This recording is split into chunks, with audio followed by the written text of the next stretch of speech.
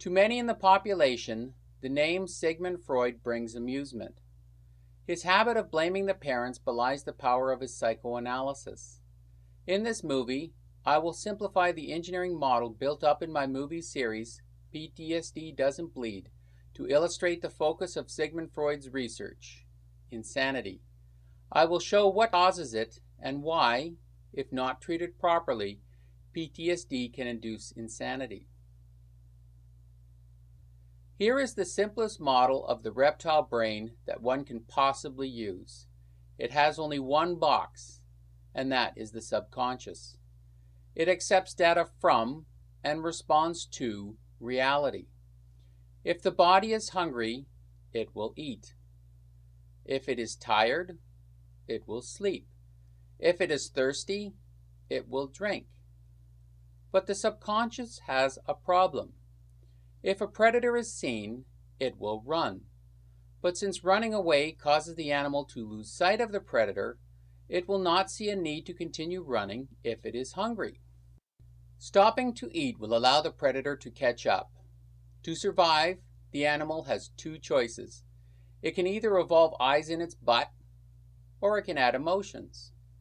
Emotions hold a state to prevent the subconscious from responding to the latest interruption. With emotions, the subconscious will not run when it sees a predator. Rather, it will identify the predator as a threat. The threat response causes the emotions to hold a state of fear. This fear state is then sent to the subconscious. The subconscious will respond by running for as long as it is afraid. These two elements form the basis of the reptile brain.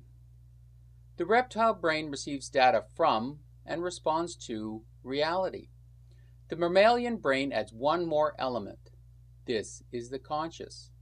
And it is the conscious that creates the instability that leads to the insanity which Freud was researching. Why is this? If the reptile brain receives a pattern that it is hungry, it will eat. With that response, the conscious detects that the body needs food. This is not a problem unless the person believes that eating is the reason people become fat. If they eat, they will get fat. The cycle now repeats.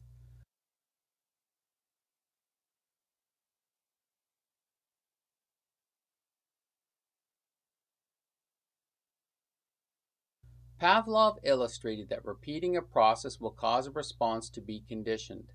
In this case, an association will link hunger with stop eating. The subconscious changes how it reacts to hunger. Rather than eat, the response will be to stop eating. This condition is known as anorexia nervosa. It is caused by the obsession with one's weight and the fear of social rejection if one is overweight. In this case, the conscious generated a conditioned response linking hunger to stop eating. The final result is that, unless others intervene, the person will starve to death. The same phenomenon occurs whenever obsessions take hold. Scientists who lock themselves in their lab, focusing on their studies, turn themselves into the stereotypical mad scientist. With this psychoanalysis, Sigmund Freud was trying to determine the nature of the subconscious. It is an excellent tool in trying to determine the response to inputs. It works by providing an input and waiting for the response. It is important to respond quickly since the conscious can skew the results. If one is applying psychoanalysis to a child molester, the input pattern of child would have an undesired response. Since the molester knows this, he will not speak until he can change the result. In this case, the answer is not the same as from the subconscious, and that is why it is important to respond quickly. The conscious does not just interact with the subconscious, it also has an effect on the emotions. Without anything to be afraid of, the conscious induces fear. This causes the emotions to hold a state that is provided to the subconscious. Since the subconscious conditions responses to repeated patterns, it is now getting it from both sides. Flooded with fear patterns, the subconscious will begin linking fear to everything. The overuse of emotions causes stress, which is a form of pain. This is why love hurts. As the conscience keeps triggering more emotions, it induces more pain. Unless the individual stops this, absolute agony will be the result.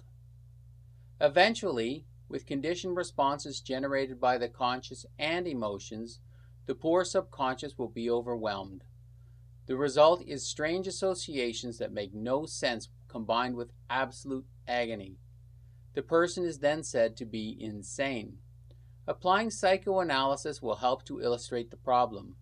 Where psychoanalysis runs into difficulty is when it is applied to minor mental problems. As illustrated in the more complex model, the heart of the subconscious is a table matching patterns with responses. This table is closed off to improve performance in one's childhood. The two people who have the greatest influence on the development of this table are the parents. Applying psychoanalysis will illustrate their influence on this table. Freud's mistake was to link their influence with the difficulties his patients were having later in life. The end result was that they were blamed. The parents' influence in developing the table should not be blamed on the inability of the patients in dealing with problems later in life. The problems humans have originate when the conscious interacts with the subconscious to generate emotions that hold a state that is sent back to the conscious. Insanity is generated by the crazy eight cycle. The internal cycling of the patterns through the brain causes strange associations to be conditioned into the subconscious. With no patterns coming in from reality to break the cycle, insanity sets in. Humans placed alone in a box would not have enough distractions to prevent this phenomenon. The end result is insanity. So every human will go insane unless there are enough distractions from reality to break the crazy eight cycle. When there are not enough natural distractions, some people create their own. The mental exercises and physical body movements in yoga force the conscious to react to reality. This breaks the cycle by allowing the emotions to return to normal. The martial arts are another method of breaking the cycle. Religions also break the cycle by putting the world in some deity's control.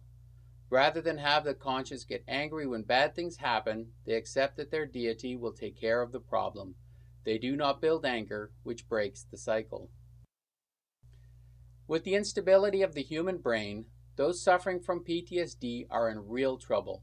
Obsession drives the crazy eight cycle. With the subconscious conditioning response to the traumatic event, its apparent obsession can trigger the crazy eight cycle, driving the sufferer insane. As a result, it is imperative that the individual suffering from PTSD not interfere with the conditioning process. The worst thing a sufferer can do is go off alone and drift off into the memories. When suffering from PTSD, it is important to keep in touch with reality. Just as those suffering from anorexia nervosa need help, so it is extremely important that those enduring PTSD receive assistance.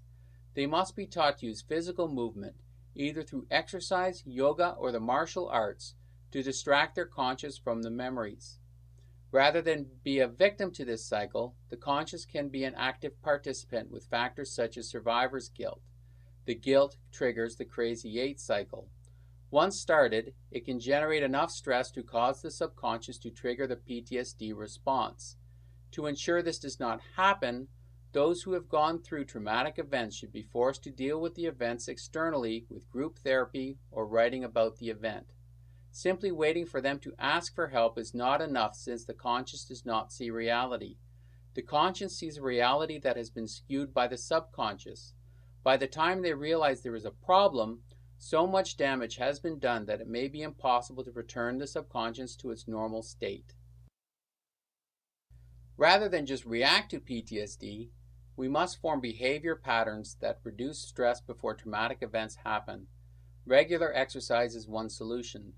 Learning not to bottle up problems inside until they explode is another one. In this respect, I must applaud the American Army for their efforts in dealing with PTSD before they send their soldiers to war.